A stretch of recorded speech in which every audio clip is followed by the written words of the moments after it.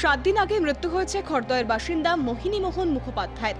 কিন্তু পরিবার জানেই না তাদের প্রিয়জন আর নেই, বরং পরিবারকে প্রতিদিন বলা হয়েছে ভালো আছেন তাদের ঘরের লোক।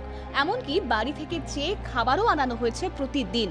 শুক্রবার রাতে হঠাৎই পরিবার জানতে পারে 7 দিন আগে মৃত্যু হয়েছে মোহিনী মোহন মুখোপাধ্যায়ের। এমনকি সেই দেহ সৎকারও হয়ে গিয়েছে। যে ঘটনা সামনে আসতেই রাজ্যের স্বাস্থ্য পরিষেবা ঘিরে উঠছে সমালোচনার ঝড়। তবে প্রথম নয়, মৃত ব্যক্তিকে জীবিত বলা হোক বা এক ব্যক্তির মৃতদেহ অন্য পরিবারের হাতে তুলে দেওয়া, রাজ্যে ট্রেন্ড শুরু হয়েছে আগে। করোনাকালে স্বাস্থ্য ব্যবস্থার কঙ্কালসার এই চেহারা সামনে এসেছে বারবার।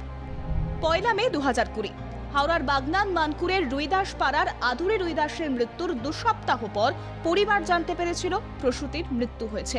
করোনা পরীক্ষার জন্য সন্তান সম্ভবা আদুরিকে ভর্তি করা হয়েছিল হাওড়ার হাসপাতালে।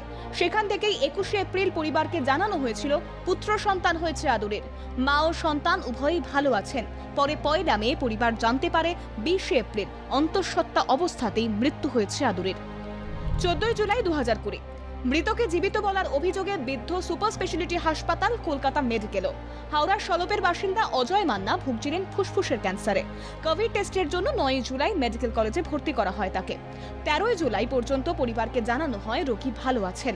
14 জুলাই পরিবার জানতে পারেন 5 দিন আগেই মৃত্যু হয়েছে রোগীর। 31 জুলাই 2020 28 জুলাই রাতে হারোয়ার বাসিন্দা এক মহিলাকে ভর্তি করা হয়েছিল গ্রিন বিল্ডিংয়ে।